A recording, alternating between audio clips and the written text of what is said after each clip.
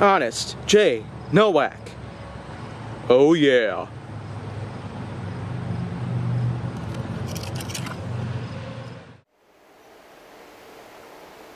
A pleasure to meet y'all at last, and welcome back to the Legacy of Supers HJN series, pretty much. Now, of course, this is pretty much going to be directly in line with HJN itself, so that's pretty much what it is. It's essentially just me talking about supers, whether it's heroes or villains. And as it turns out, there's still a lot of other heroes I have yet to talk about here. So let me just get going by mentioning something. This hero is yet another that hasn't been featured in the Marvel Cinematic Universe yet. And it could be because of a few reasons. For one, because there was a film that came out back in 2007 starring Nicolas Cage that hadn't done so well. And another thing is that the popularity of this character has kind of been overrun by many others, which kind of gives away the fact that many of these heroes had to be featured in the MCU just so they could get even better. The hero I'm talking about is Ghost Rider.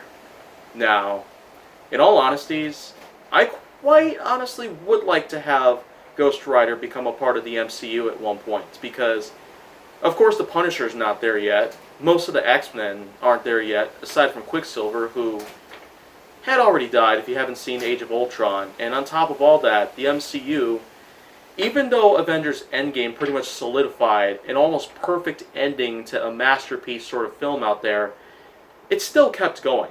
Especially given to the fact that Spider-Man Far From Home came out a few months later, and not to mention, we're going to be getting some more along the way. A new Thor sequel might come around, Doctor Strange, Black Panther, not to mention, pretty soon we're going to be getting a new Black Widow film, November 6th, 2020.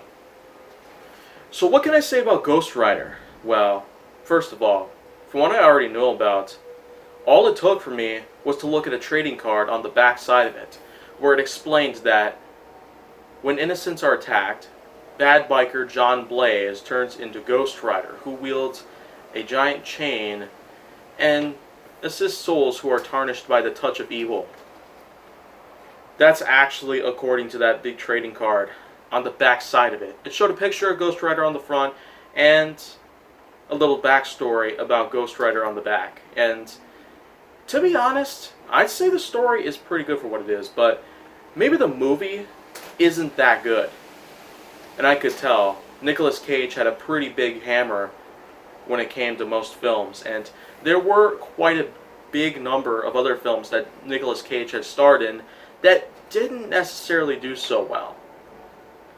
Of course, I can name a lot of them, but in general, Ghost Rider is just one of the many, many films that Cage has been part of that did not do so well, mostly in box office or in certain critic reviews. So, in general, that kind of gives away the fact that Ghost Rider may not be suitable for the MCU at this moment, but at a time where we might actually consider bringing Ghost Rider into the MCU, I guess we'll find out soon enough.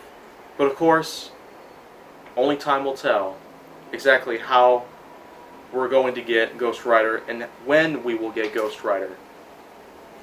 So that's pretty much all I got to talk about based on Ghost Rider and the fact that, well, this is another character that has not appeared in the MCU yet because of certain reasons that are plausible and justifiable at this point. But if you want to see more, go down to my channel. Make sure that you like, subscribe, comment, follow me on social media, and stay on the Hollywood side.